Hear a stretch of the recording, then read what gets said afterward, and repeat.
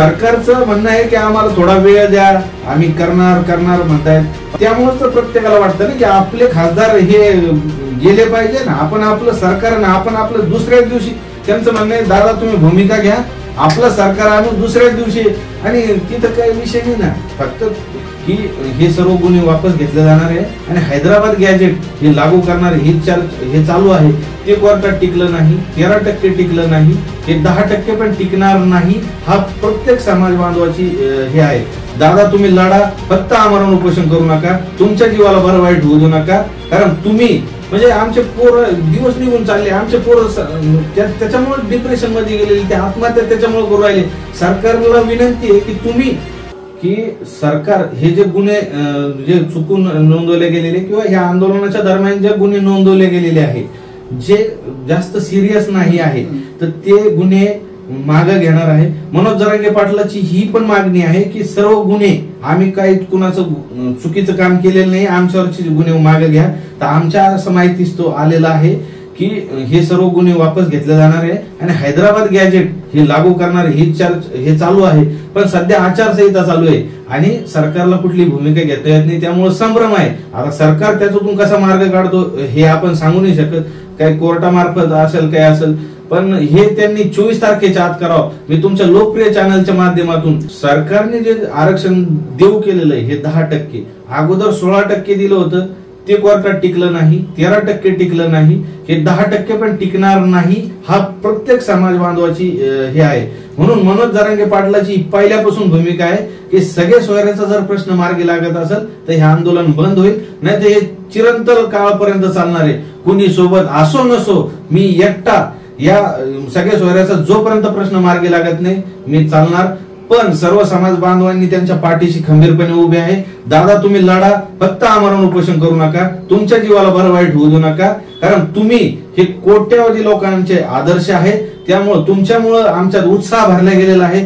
सरकारचं म्हणणं आहे की आम्हाला थोडा वेळ द्या, आम्ही करणार म्हणतायत. पण असे कित्येक वर्ष, आज मनोज जरांगे पाटलांनी भरपूर वेळ दिला सरकारला. 1 महिना द्या, 40 दिवस द्या, 2 महिने द्या, प्रत्येक वेळेस सरकारने वेळ घेतलेला आहे पण त्याच्यातून काही मार्ग काढलेला नाही. आणि ते सर्वसामान्य लोकांची ती भावना झालेली आहे की हे सरकार आपल्याला आरक्षण देऊ शकणार नाही. त्यामुळेच तर प्रत्येकाला वाटतं ना की आपले खासदार हे गेले पाहिजे ना. आपण आपलं सरकार ना, आपण आपलं दुसऱ्याच दिवशी त्यांचं म्हणणं आहे दादा तुम्ही भूमिका घ्या, आपलं सरकार आणू दुसऱ्याच दिवशी.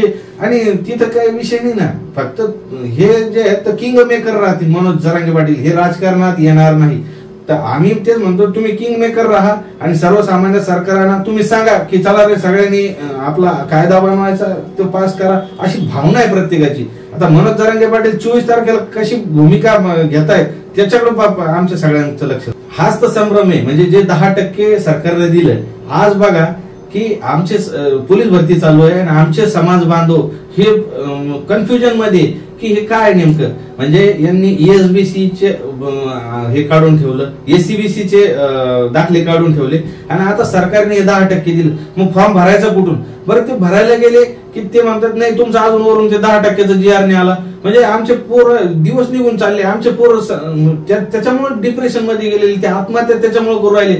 सरकारला विनंती आहे की तुम्ही हे खुलासा करा की हे 10% या पोरांनी भरायचे कुठून. आज मला इतके फोन आहेत की कुणबीचे दाखले सापडले सर, पण ते नोंदी सापडल्या पण ते दाखले द्यायला झाले नाही. म्हणजे तुमचा वरून आदेशच नाही आला. मग हे काय चालू आहे?